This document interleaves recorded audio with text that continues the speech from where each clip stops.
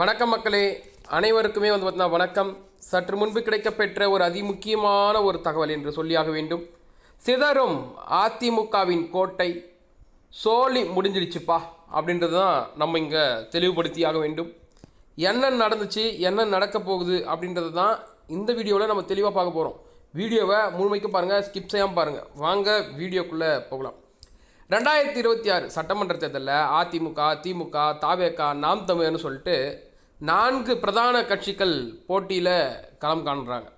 இப்படி இருக்கக்கூடிய வகையில் தான் கூடுதலாக 5வது முனை போட்டியாக தமிழக வாழ்வுரிமை கட்சியினுடைய தலைவர் வேல்முருகன் மற்றும் நம்முடைய சசிகலா, ராமதாஸ் இவங்கெல்லாம் ஒரு பக்கம் கூட்டணி களத்தில் இருக்கிறாங்க.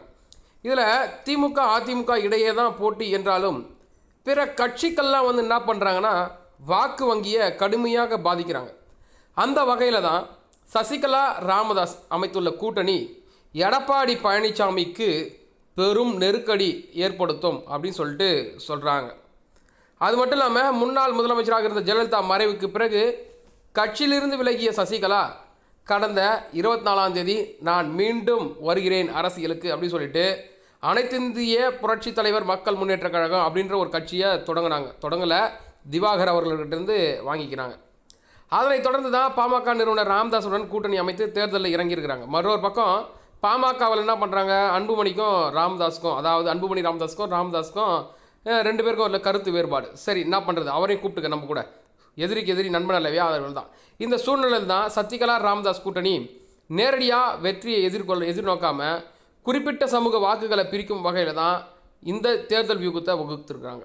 இதனால் என்ன ஆகுது, எடப்பாடிக்கு மேலும் ப்ரெஷர் எகிருது.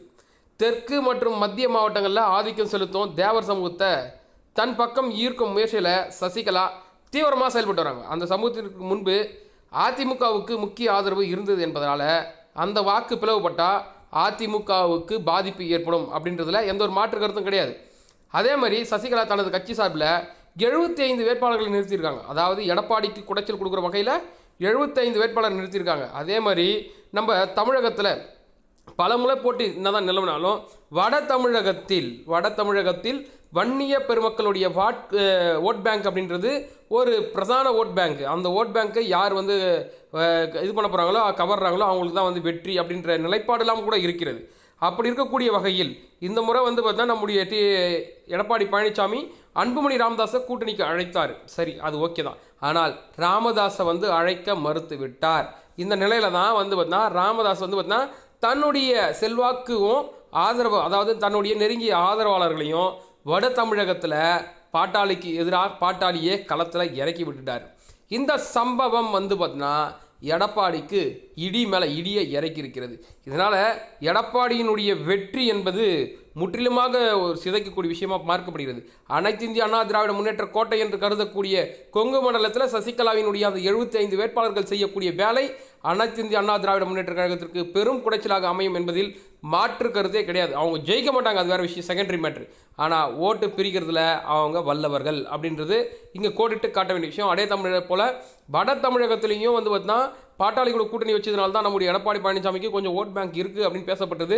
ஆனால் மீண்டும் பார்த்தீங்கன்னா ராமதாஸ் பார்த்தீங்கன்னா தன்னுடைய ஆதரவாளர்களை களத்தில் இறக்கினதுனால அதுவும் பார்த்தீங்கன்னா கேள்விக்குறியாகிறது. இதனால் அதிமுகவின் கோட்டைகளாக கருதப்படும் வடம் மற்றும் தென் மாவட்டங்களில் பெரும் சரிவு என்பது அரங்கேறி இருக்கிறது. பார்க்கலாம், இந்த சரிவை எதனா போட்டு நம்ம எடப்பாடி பழனிசாமி சரி செய்வாரா, இல்லை கோட்டை தானே அதில் வீழ்ந்தடிச்சு ஓட்டன்னு சொல்லிட்டு விட்டுட்டு கேர்லெஸ்ஸாக போயிடுவாரா அப்படின்றதெல்லாம் இனி வரும் வீடியோக்களில் தான் நம்ம பார்க்க போகிறோம். மேலும் இது போல ஒரு அரசியல் சம்பந்தமான நிகழ்வுடன் உங்களை சந்திக்கிறேன். நன்றி, வணக்கம்.